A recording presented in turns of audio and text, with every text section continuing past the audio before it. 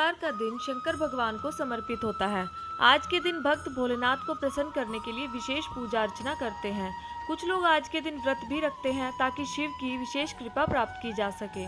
बाबा भोलेनाथ के आशीर्वाद के लिए आप भी सोमवार का व्रत कर रहे हैं तो शिव व्रत कथा को पढ़कर या सुनकर इस उपवास को पूरा करें।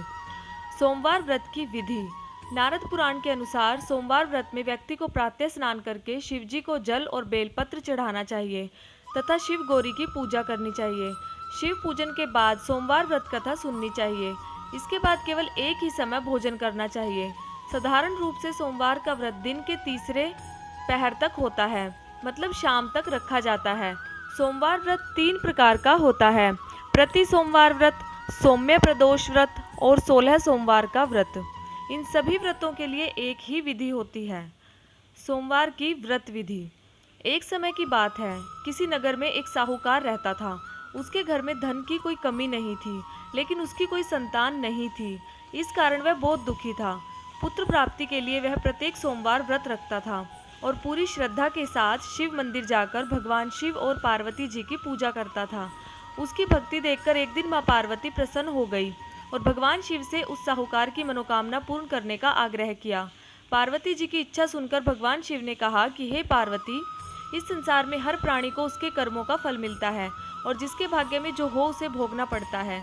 लेकिन पार्वती जी ने साहूकार की भक्ति का मान रखने के लिए उसकी मनोकामना पूर्ण करने की इच्छा जताई। माता पार्वती के आग्रह पर शिवजी ने साहूकार को पुत्र प्राप्ति का वरदान तो दिया, लेकिन साथ ही यह भी कहा कि उस बालक की आयु केवल 12 वर्ष होगी। माता पार्वती और भगवान शिव की बातचीत को साहूकार सुन रहा था। उसे ना तो इस बात की खुशी थी और ना ही दुख। वह पहले की भांति शिवजी की पूजा करता रहा। कुछ समय के बाद साहूकार के घर एक पुत्र का जन्म हुआ। जब वह बालक 11 वर्ष का हुआ तो उसे पढ़ने के लिए काशी भेज दिया गया। साहूकार ने पुत्र के मामा को बुलाकर उसे बहुत सारा धन दिया और कहा कि तुम इस बालक को काशी विद्या प्राप्ति के लिए ले जाओ और मार्ग में यज्ञ कराना। जहाँ भी यज्ञ कराओ वहाँ ब्राह्मणों को भोजन कराते और दक्षिणा देते हुए जाना। दोनों मामा भांजे इसी तरह यज्ञ कराते और ब्राह्मणों को दान दक्षिणा देते काशी की ओर चल पड़े। रात में एक नगर पड़ा जहाँ नगर के राजा की कन्या का विवाह था, लेकिन जिस राजकुमार से उसका विवाह होने वाला था वह एक आंख से काना था। राजकुमार के पिता ने अपने पुत्र के काना होने की बात को छुपाने के लिए एक चाल सोची। साहूकार के पुत्र को देखकर उसके मन में एक विचार आया। उसने सोचा, क्यों न इस लड़के को दूल्हा बनाकर राजकुमारी से विवाह करा दूं। विवाह के बाद इसको धन देकर विदा कर दूंगा और राजकुमारी को अपने नगर ले जाऊंगा। लड़के को दूल्हे के वस्त्र पहनाकर राजकुमारी से विवाह करा दिया गया, लेकिन साहूकार का पुत्र ईमानदार था। उसे यह बात न्यायसंगत नहीं लगी। उसने अवसर पाकर राजकुमारी की चुन्नी के पल्ले पर लिख दिया, तुम्हारा विवाह तो मेरे साथ हुआ है, लेकिन जिस राजकुमार के साथ तुम्हें भेजा जाएगा वह काना है। मैं तो काशी पढ़ने जा रहा हूँ। जब राजकुमारी ने चुन्नी पर लिखी बातें पढ़ी तो उसने अपने माता पिता को यह बात बताई। राजा ने अपनी पुत्री को विदा नहीं किया, जिससे बारात वापस चली गई। दूसरी ओर साहूकार का लड़का और उसका मामा काशी पहुंचे और वहां जाकर उन्होंने यज्ञ किया। जिस दिन लड़के की आयु 12 वर्ष की हो गई उसी दिन यज्ञ रखा गया। लड़के ने अपने मामा से कहा कि मेरी तबीयत कुछ ठीक नहीं है। मामा ने कहा कि तुम अंदर जाकर सो जाओ। शिवजी के वरदान के अनुसार कुछ ही देर में उस बालक के प्राण निकल गए। मृत भांजे को देख उसके मामा ने विलाप शुरू किया।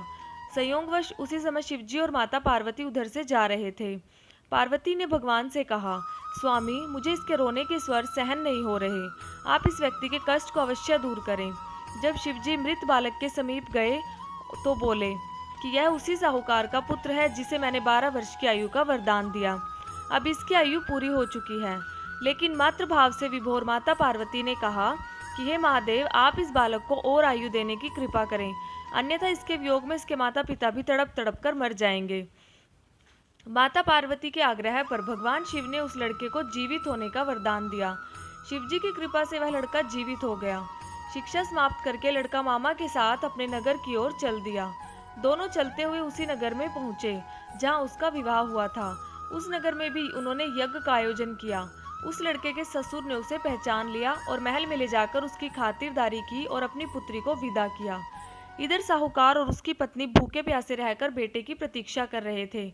उन्होंने प्रण कर रखा था कि यदि उन्हें अपने बेटे की मृत्यु का समाचार मिला तो वह भी प्राण त्याग देंगे, परंतु अपने बेटे के जीवित होने का समाचार पाकर वह बेहद प्रसन्न हुए उसी रात भगवान शिव ने व्यापारी के स्वप्न में आकर कहा, हे श्रेष्ठी, मैंने तेरे सोमवार के व्रत करने और व्रत कथा सुनने से प्रसन्न होकर तेरे पुत्र को लंबी आयु प्रदान की है। इस प्रकार जो कोई सोमवार का व्रत करता है, कथा सुनता है और पढ़ता है, उसके सभी दुख दूर होते हैं और समस्त मनोकामनाएं पूर्ण होती हैं। ओम नमः शिवाय। कृपया चैनल को सब्सक्राइब करें, लाइक एंड शेयर करें। धन्यवाद।